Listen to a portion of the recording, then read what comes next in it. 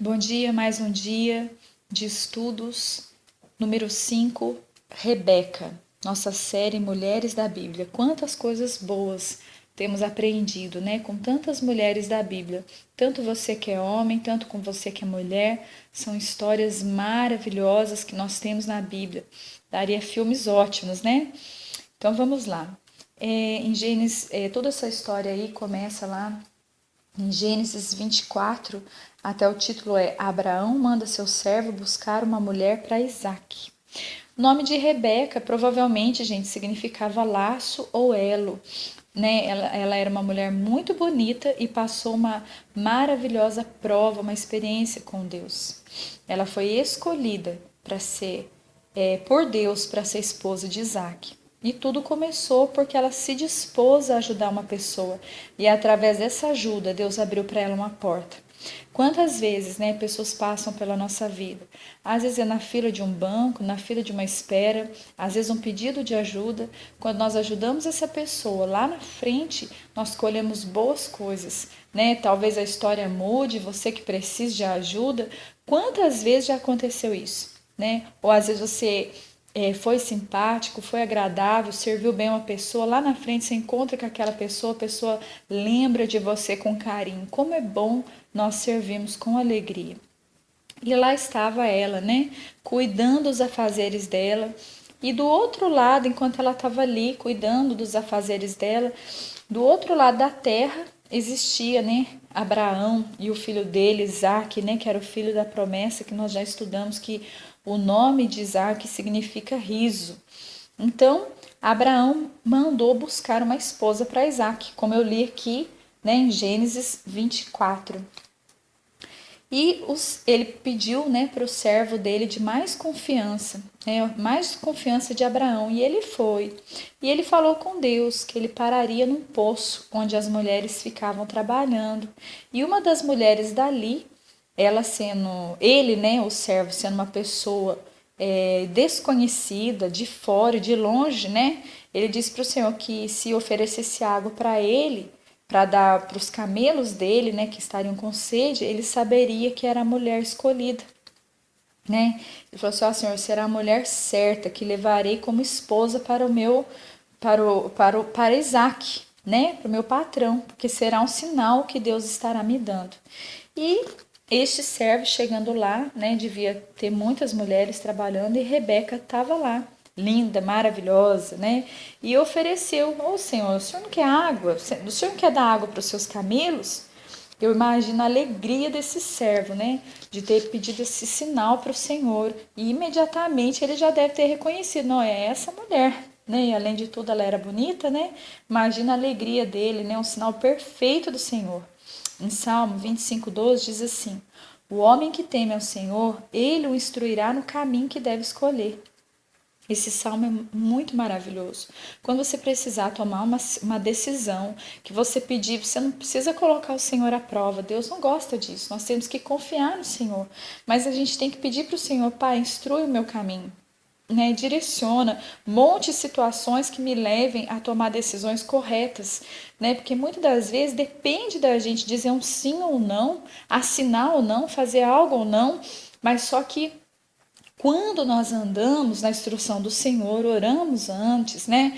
Mesmo sendo cheio de falha, a misericórdia do Senhor se renova sobre nós e nós buscamos fazer a vontade do Senhor, Ele nos instrui e às vezes até aquela decisão que, né, aos olhos de muitas pessoas não é tão correta, ela vai contribuir para o seu bem, né? E o servo viu que ela era a mulher, né, escolhida, foi até ela, conversou com ela, foi até o pai, né? Até o irmão contou o sinal que ele pediu e todos viram que era um sinal da parte de Deus. Mas a decisão de ir, deixar a casa dela, né, ir para casar com Isaac, né, uma pessoa que ela não conhecia, estava na mão dela. E o pai dela perguntou se ela queria ir e ela disse que sim. Quer dizer, ela teve muita coragem para viver uma terra estrangeira, né? Engraçado que eu vejo nessa história que o mesmo foi com Sara, sua sogra, né? Porque Abraão morava num lugar onde ele conhecia. De repente, né, gente, lá em Gênesis 12, O Senhor fala para ele: sai do meio da tua parentela para uma terra que eu vou te mostrar. Quer dizer, e Sara, esposa de Abraão, foi com ele para um lugar também que ela não conhecia. Ela teve muita coragem e muitas coisas aconteceram. E a situação começa, né, a acontecer a mesma história, né? Deus recompensou Rebeca, porque ela se aproximou assim que o viu.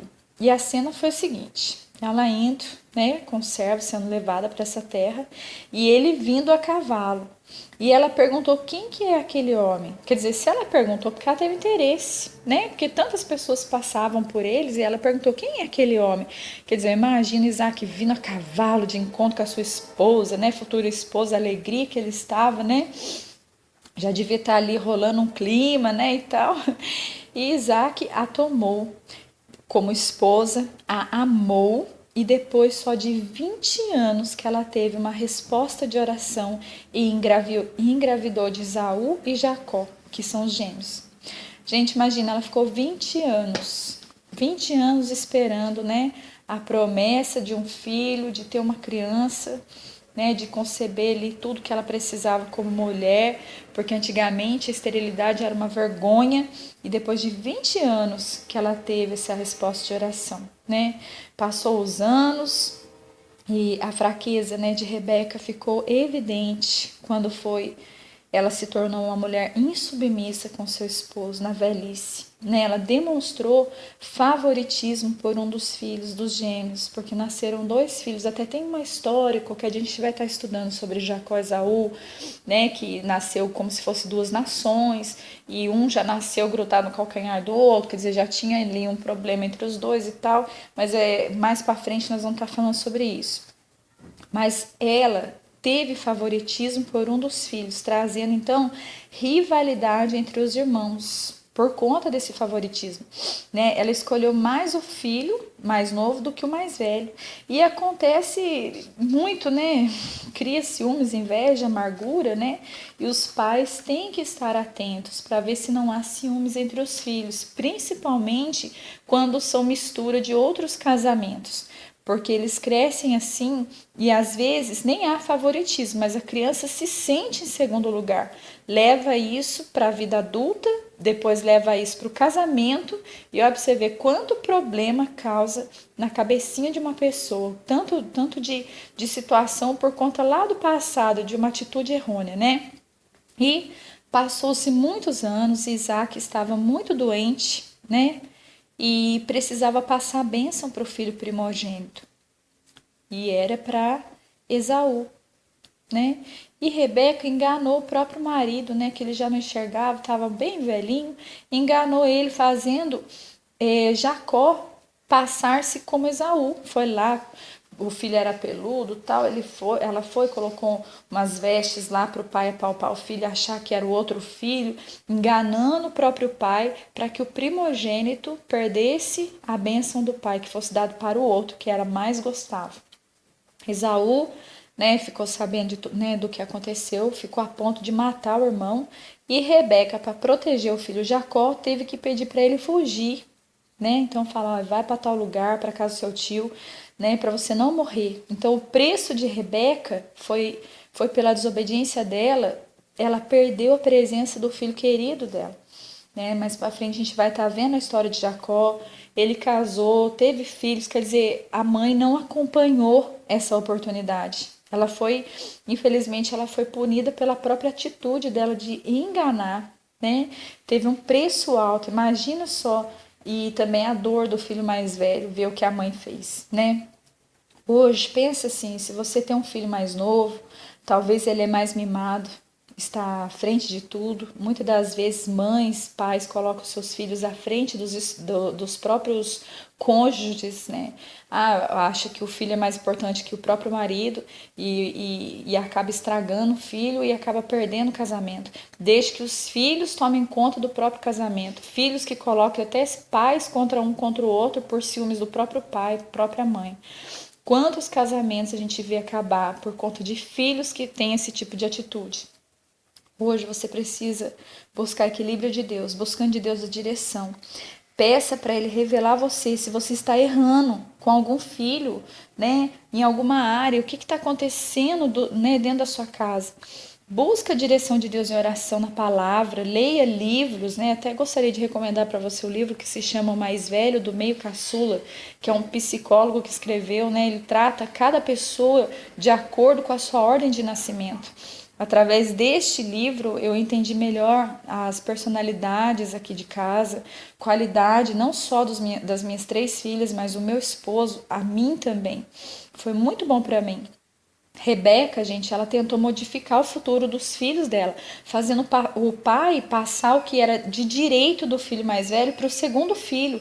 Quer dizer, ela causou muito ódio. E futuramente, quando nós começarmos a estudar, né, os profetas menores, você vai entender que Jacó e Esaú, com o passar de muitos anos, se reconciliaram, mas as suas gerações continuaram em guerra, né? Porque quando os filhos casam, eles levam para o casamento, para a vida deles, o passado deles. E se não houver conserto, ou não houver sabedoria da parte do marido ou da parte da esposa, né? Tentar ali mudar as situações, né? Quando não há humildade, as gerações futuras também sofrem por causa do desentendimento do passado, né? Que hoje nós possamos entender que se a porta está fechada, assim como estava